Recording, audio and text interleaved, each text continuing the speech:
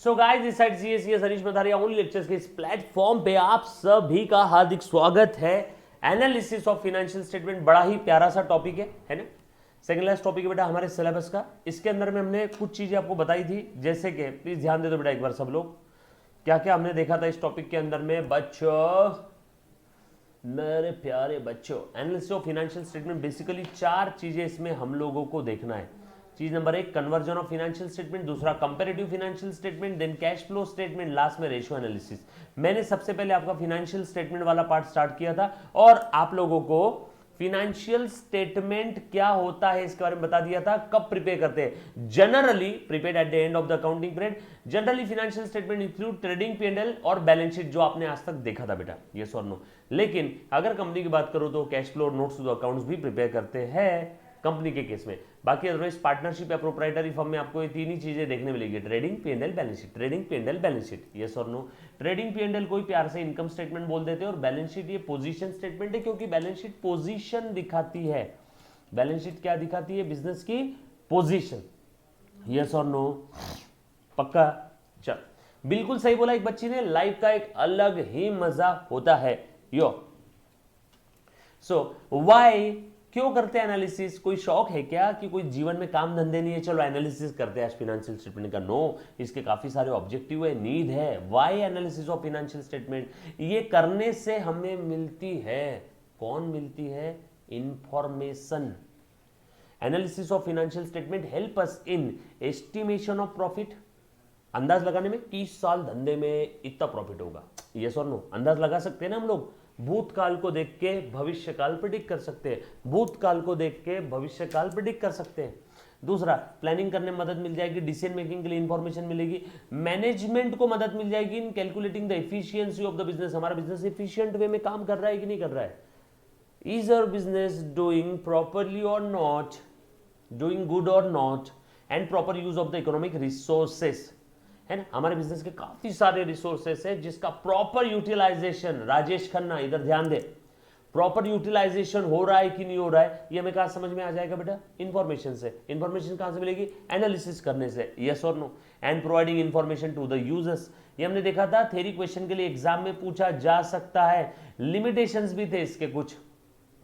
Qualitative information को ignore कर दिया, सारे नंबर्स की बातें करते हैं, हिस्टोरिक कॉस्ट बेसिस पे बनाते, यस और नो, क्योंकि बिजनेस में जो भी ट्रांजैक्शन रिकॉर्ड हो रहे हैं वो हिस्टोरिक कॉस्ट बेसिस पे है, यस और नो। उसी का हम लोग एनालिसिस कर रहे हैं। तो हिस्टोरिक कॉस्ट बेसिस पे इंफॉर्मेशन लिखना ये अपने आप में एक बहुत बड़ी लिमिटेशन है। मैंने आज के 25 साल पहले लैंड खरीदा था 10,000 का, आज भी वो बुक्स में 10,000 का दिख रहा है, उसकी मार्केट वैल्यू 1 करोड़ है, लेकिन हम लोग एनालिसिस किसका कर रहे हैं? 10,000 का। गलत है ना, लिमिटेशन है। उसके बाद we prepare financial statement on the basis of the accounting concept mostly are irrelevant. जैसे हिस्टोरिक कॉस्ट कॉन्सेप्ट इररिलेवेंट है, यूएस में आज भी मार्केट वैल्यू बेस्ड अकाउंटिंग होती है, हमारे भारत में आज भी हिस्टोरिक कॉस्ट बेसिस पे अकाउंटिंग हो रही है, यस और नो। चलेगा, कोई दिक्कत वाली बात नहीं बेटा। एक मेरी लाइव क्लास वाली बहुत ही प्यारी बच्ची है, वो बोल रही sir sorry for the loss. बिल्कुल चिंता वाली बात नहीं मुन्ना, हम लोग अभी तक जो पढ़ा है वो ही रिवाइज कर रहे हैं, चिंता मत करो, है ना। आगे, analysis influence by the personal opinion. जब भी कोई एनालिसिस करता है तो किसी का एनालिसिस कुछ और आएगा, किसी का कुछ और आएगा, हर कोई अपने अपने हिसाब से एनालिसिस करता है। एंड विंडो ड्रेसिंग भी यहाँ पे हो सकता है। विंडो ड्रेसिंग का मैंने आपको मतलब बताया था, एग्जाम्पल लास्ट लेक्चर देख लेना। और ये फिनेंशियल स्टेटमेंट्स के अंदर में जो भी फिनेंशियल स्टेटमेंट से स्टैटिक है, एक पर्टिकुलर डेट के है, यस और नो, तो ये सारी चीजें, और बिजनेस टू बिजनेस अलग अलग रहेगा एनालिसिस, सारे बिजनेस के लिए सेम नहीं रहेगा। वर्टिकल फाइनेंशियल स्टेटमेंट में मैंने आपको बैलेंस शीट हॉरिजॉन्टल और वर्टिकल बता दी थी। फॉर्मेट आपको याद होगा, sources of fund, liability side, uses of fund, asset side. Liability में आप पहले करंट लाइबिलिटी लिखते थे यहाँ पे, लेकिन अब करंट लाइबिलिटी यहाँ से निकल के आ गई है, करंट असेट में से माइनस लाइबिलिटी में लिखना क्या, या असेट से माइनस करना क्या। और current asset minus current liability को ही हम लोग प्यार से बोलते हैं वर्किंग कैपिटल। वर्किंग कैपिटल का मतलब क्या है? धंधे को डे टू डे बेसिस पे रन करने के लिए जो हमारे पास मिनिमम फंड्स होने चाहिए, वो वर्किंग कैपिटल है। मैंने पानीपुरी वाला एग्जांपल दिया था। और वर्किंग कैपिटल का फॉर्मूला क्या है? Current asset minus current liability. Near future में कितना आने वाला है? 100। नियर फ्यूचर में कितना देना है धंधा चलाने के लिए? 80। मेरे पास फिर भी कितना बच रहा है वर्किंग कैपिटल? 20। अच्छी बात है, वर्किंग कैपिटल पॉजिटिव रहना अच्छी बात है। नियर फ्यूचर में कितना आएगा, नियर फ्यूचर में कितना देना है, मेरे पास कितना बचेगा। और ये हमने टेक्स्ट बुक का क्वेश्चन लिया था, ये एक और क्वेश्चन लिया था, ठीक है, लास्ट लेक्चर में। बहुत ही सिंपल और प्यारा सा क्वेश्चन है। ये देखो, हॉरिजेंटल दिया है, वर्टिकल में कन्वर्ट कर दिया, हॉरिजेंटल दिया है, वर्टिकल में कन्वर्ट कर दिया, दैट्स इट, गेम ओवर। उसके बाद हमने पढ़ा था income statement. Income statement basically पहले जो ट्रेडिंग पेंडल अकाउंट थे उसी को वर्टिकल फॉर्मेट में अगर लिख दिया, if arrange in vertical format, तो वो ही मेरा लिए बन जाएंगे income statement. Help us to know the operating result, जैसे प्रॉफिट और लॉस। इनकम स्टेटमेंट से क्या पता चलेगा, धंधे में प्रॉफिट हुआ कि लॉस हुआ।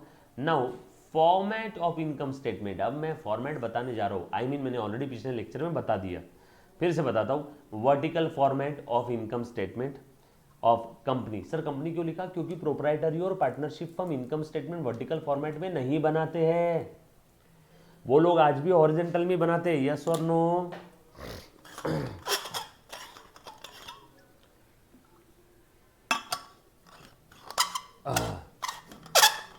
सो टफ डूड, आ जाओ। सो ध्यान देना। अब देखो, पहले मैं शॉर्टकट बताता हूं तरीका। सेल में से कॉस्ट माइनस कर दिया तो क्या बचा, ग्रॉस प्रॉफिट। ग्रॉस प्रॉफिट से ऑपरेटिंग एक्सपेंसेस, जैसे मेरा किराना दुकान है तो ऑपरेटिंग एक्सपेंस क्या है, किराना दुकान का रेंट, किराना का माल खरीदा, किराना दुकान के वर्कर की जो भी वेजेस वगैरह वो है ना, तो वो माइनस करने के बाद मिल जाएगा ऑपरेटिंग प्रॉफिट। उसके बाद नॉन ऑपरेटिंग इनकम, उसके बाद नॉन ऑपरेटिंग इनकम ऐड करूंगा और नॉन ऑपरेटिंग एक्सपेंस माइनस करूंगा, तो मुझे मिल जाएगा प्रॉफिट बिफोर टैक्स। मतलब सर ये ऑपरेटिंग और नॉन ऑपरेटिंग में क्या फर्क है, मेरे बिजनेस से रिलेटेड जो मेरा कोर बिजनेस है उससे रिलेटेड खर्चे, उससे रिलेटेड इनकम ऑपरेटिंग इनकम। ये सेल्स मेरी ऑपरेटिंग इनकम है, बरोबर है। और ये माल बेचने के लिए जो मेन खर्चा मुझे करना पड़ता है मेरे बिजनेस से रिलेटेड, वो ऑपरेटिंग एक्सपेंस है। और सर नॉन ऑपरेटिंग इनकम, किराना दुकान वाले ने बैंक में एफडी किया, एफडी पे जो इंटरेस्ट मिल रहा है वो नॉन ऑपरेटिंग इनकम है। किराना दुकान वाले ने मैच में सट्टा लगाया, पैसा कमाया, नॉन ऑपरेटिंग इनकम है। किराना दुकान वाले ने शेयर्स खरीदा, प्राइस बढ़ गई, बेच दिया, नॉन ऑपरेटिंग इनकम है। यस और no? Non operating expenses, non operating income को ऑन करने के लिए जो खर्चे करते हैं, नॉन ऑपरेटिंग एक्सपेंस। सो ये देखो, सेल्स में से COGS, cost of good sold, cost of good sold कैसे निकलता है, opening plus purchase plus direct expenses minus closing stock is equal to COGS. So sales minus COGS is equal to gross profit. Gross profit में से operating expense minus की operating profit, उसमें non operating income add, non operating expense less is equal to profit before tax, और tax minus कर दिया तो PAT. That's it, vertical format खत्म। इसी फॉर्मेट को डिटेल वे में बाजू में लिखा हुआ है। क्लियर है? ये वही चीजें जो ऑलरेडी मैंने दोपहर में पढ़ाई है, ऑलरेडी पिछले लेक्चर में मैंने पढ़ाया है। क्लियर? सब लोग साथ में हैं? सर इसका प्रैक्टिकल एग्जाम्पल लो ना जरा, हमको समझ में आ जाएगा। बिल्कुल बताता हूँ बेटा, प्रैक्टिकल एग्जाम्पल लेकर के बता रहा हूँ आपको, चिंता मत करो। प्रैक्टिकल एग्जाम्पल अभी के अभी मैं इसका लेने वाला हूँ। सभी के पास टेक्स्ट बुक है? यस और नो? आ जाओ। सो टेक्स्ट बुक है तो देखो, टेक्स्ट बुक का क्वेश्चन नंबर 3 लिखना पड़ेगा मुझे यहाँ पे। देखो आपको ऐसा बोला रहेगा क्वेश्चन में, कन्वर्ट, एक काम करता हूँ मैं, ले ही लेता हूँ यहाँ पे। क्वेश्चन नंबर 2 हो गया था, टेक्स्ट बुक का question number 3। Just a second.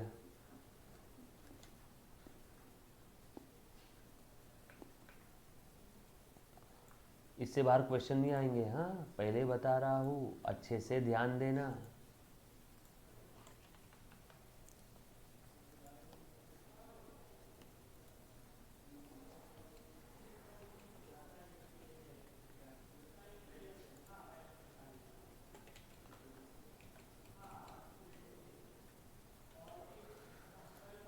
चलो रे भैया, ये आ गया टेक्स्ट बुक का क्वेश्चन नंबर 3।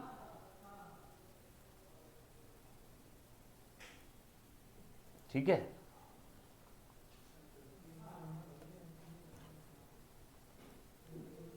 हाँ दिख रहा है सभी को स्क्रीन पे? क्लियर है? अच्छे से ध्यान देना। सो क्या बोला है बेटा यहाँ पे, देखो जरा प्लीज ध्यान दो।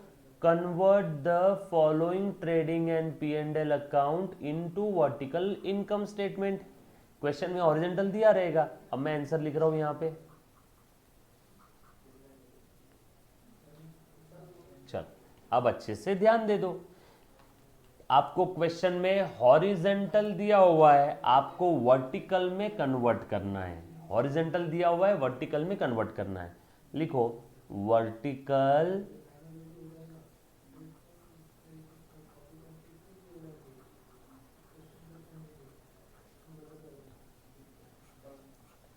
Income statement.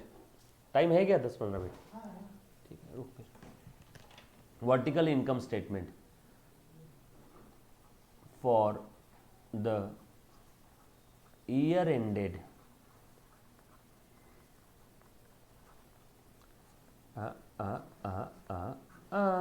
सर ये कहाँ से समझा? ये क्वेश्चन में दिया हुआ था।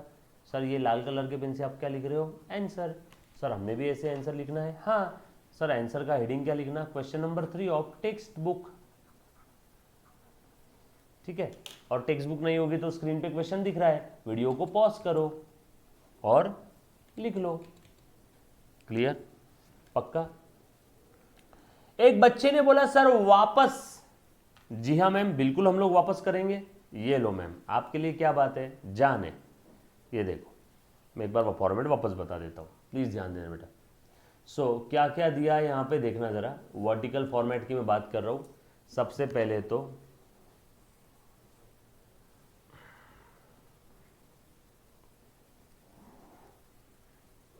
हाँ, सेल्स में से COGS माइनस कर दिया। सेल्स में से COGS अगर माइनस कर दिया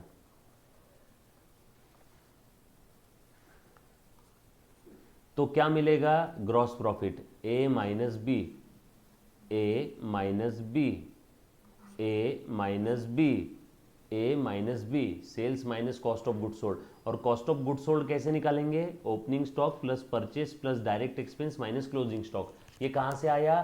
ट्रेडिंग अकाउंट से। बरोबर है ना? यस और नो? इसका हमने फाइनल अकाउंट वाले टॉपिक के अंदर में देखा था, ट्रेडिंग अकाउंट से कैसे पैदा हुआ। ये फॉर्मूला याद रखना COGS का, opening plus purchase plus direct expense. Direct expense मतलब ट्रेडिंग अकाउंट वाले डेबिट साइड के खर्चे, वेजेस, कैरिज इनवर्ड, है ना, वो सब, minus closing stock is equal to COGS। तो COGS लिख दिया यहाँ पे। तो sale minus COGS is equal to gross profit. उसमें ऑपरेटिंग एक्सपेंसेस माइनस कर दो। ये ऑपरेटिंग एक्सपेंस जैसे general admin expense, selling expense, financial, sir ये फॉर्मेट याद रखना है। हाँ, लॉजिकल फॉर्मेट है। ऑपरेटिंग एक्सपेंस माइनस कर दिए तो क्या मिलेगा? Operating profit. जैसे देखो, C ग्रॉस प्रॉफिट था, D इनडायरेक्ट एक्सपेंस थे, C minus D operating profit, C minus D operating profit. और ऑपरेटिंग प्रॉफिट के अंदर में अगर नॉन ऑपरेटिंग इनकम ऐड करूँ, नॉन ऑपरेटिंग एक्सपेंस लेस करूँ, तो मुझे मिल जाएगा प्रॉफिट बिफोर टैक्स, और उसके बाद टैक्स माइनस कर दिया तो मिल जाएगा प्रॉफिट आफ्टर टैक्स। सेम चीज मैंने शॉर्टकट में बाजू में लिखी, sale minus COGS gross profit minus operating expense is equal to operating profit minus plus non operating income minus non operating expense is equal to PBT minus tax is equal to PAT। ये वाला format अच्छा लगता है सबको, ये जल्दी याद रहता है। क्लियर? किसी को फॉर्मेट में कोई आइटम नहीं समझा तो प्लीज पूछो। इनकम में से खर्चे माइनस करे, ग्रॉस प्रॉफिट आया। ऑपरेटिंग एक्सपेंस माइनस करे, ऑपरेटिंग प्रॉफिट आया। उसमें non operating income add, non operating expense less is equal to profit before tax, tax के पहले का profit, profit before tax PBT। उसमें से टैक्स माइनस किया तो PAT। ओ हो, फुल फॉर्म पिछले लेक्चर में बताया था, शायद ये बच्ची पिछले लेक्चर में नहीं थी, चिंता मत करो। PBT का full form profit before tax. PAT का फुल फॉर्म ये यहाँ पे लिखा है ना, फुल फॉर्म साइड में, ये PBT का full form PBT profit before tax, PAT profit after tax. Yes और नो? GP ग्रॉस प्रॉफिट, देखो GP ग्रॉस प्रॉफिट। यस और नो? हेलो देयर मानसी ताई, नमस्कार। आलं का लक्षात? पिछला लेक्चर देख लेना जो बच्चे ने पिछला लेक्चर नहीं देखा बेटा, बट फिर भी मेरे ख्याल से अब तो सारी चीज़ें वापस क्लियर हो गई रहेगी। आ जाओ। सो इसी फॉर्मेट के हिसाब से मैं वर्टिकल फॉर्मेट बना रहा हूँ। ये मेरा फॉर्मेट है। हे प्रभु आ जाओ जल्दी से। क्वेश्चन नंबर 3, ट्रेडिंग P&L को वर्टिकल फॉर्मेट में कन्वर्ट करना है यो। चल सो आ जाओ, अभी कर लेते बेटा। सीरियल नंबर, पर्टिकुलर्स आप पूरा लिखोगे, एग्जाम में शॉर्टकट यूज नहीं करोगे। Amount, amount,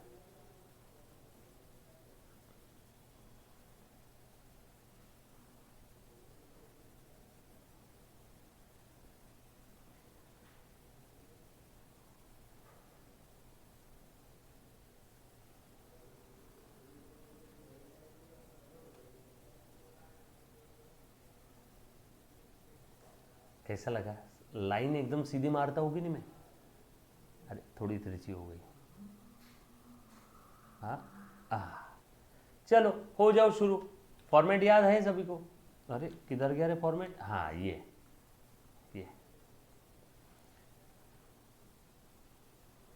uh uh uh cell,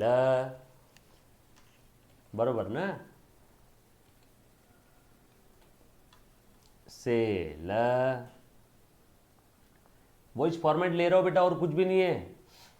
minus cost of goods sold, cost of goods sold, cost of goods sold. Sir ये कैसे निकलता है?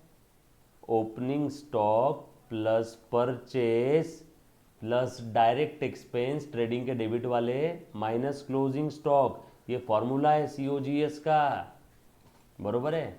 So cost of goods sold opening stock plus purchase plus direct expense, आप shortcut use नहीं करोगे, minus closing stock, बरोबर है क्या? यस और no? Is equal to gross profit.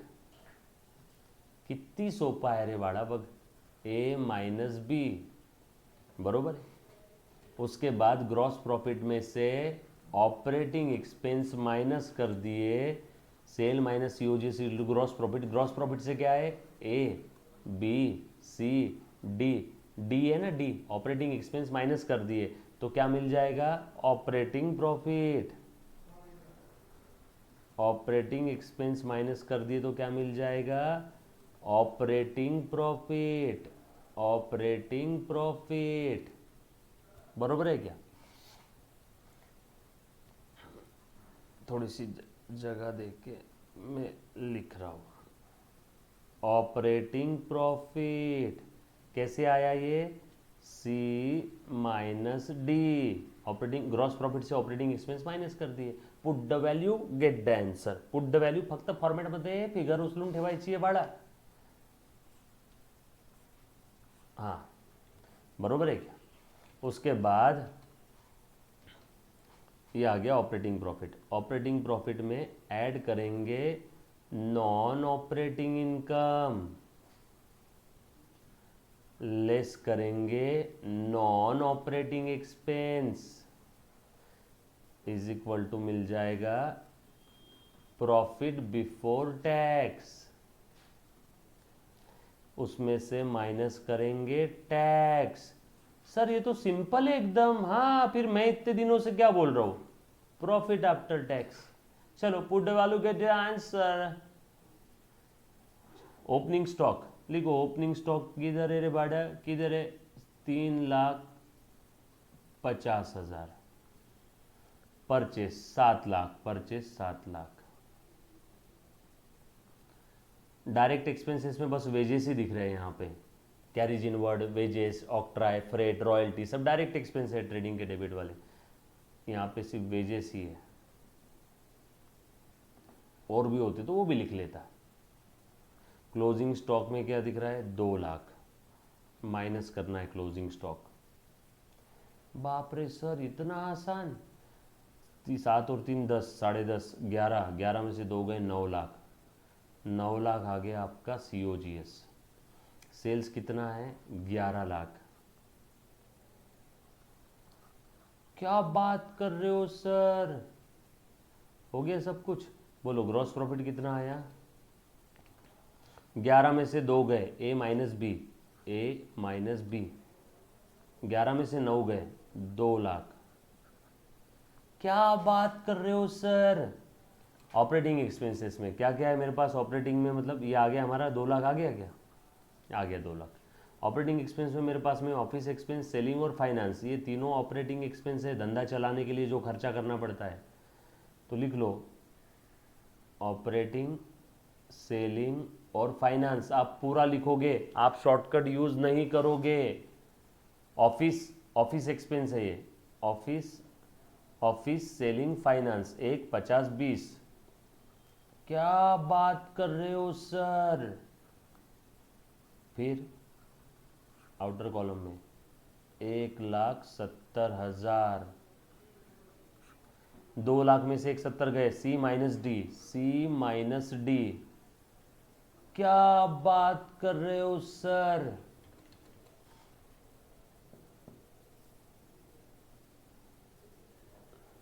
हाँ बेटा, एक बच्चे ने सर जवाब सवाल पूछा, सर हम दूसरे मेथड से करें। कोई भी मेथड से करो, सीओजीएस का आंसर चेंज नहीं होना चाहिए।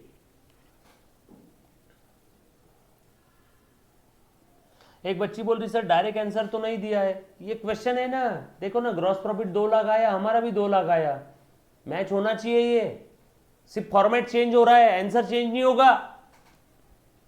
तो 1,50,000 20,000 ये ले लिया, 1 50 20 1 70। ऑपरेटिंग एक्सपेंस तीनों भी 1 50 20, और ये ऑपरेटिंग एक्सपेंस आ गया 170। माइनस करना है, देखो माइनस, बरोबर है क्या?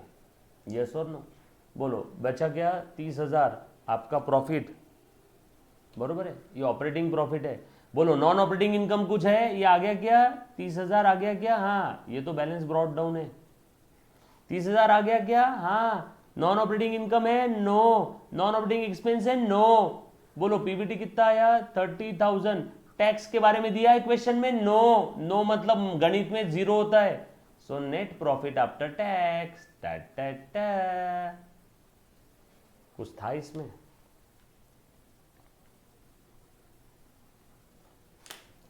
सिंपल था कि नहीं? ईमानदारी से बताना, झूठ मत बोलना। क्लियर है?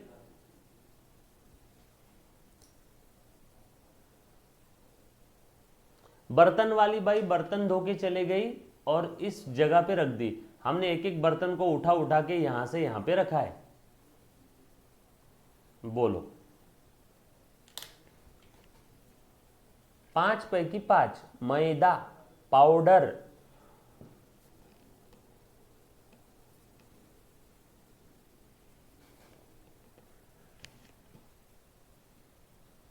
खाबे।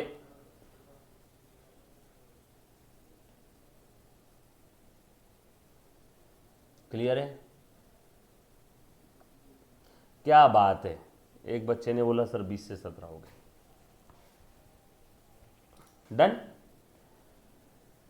सो बस रे पापा, मैं ज्यादा बोलता नहीं, ज्यादा बोलने के मैं पैसे लेता हूं। इतना कह के मैं मेरे आज के 2 शब्द समाप्त कर रहा हूं। इसके आगे का कंटिन्यू करेंगे नेक्स्ट लेक्चर में, ठीक है? चल, everyone love you all, take care, bye.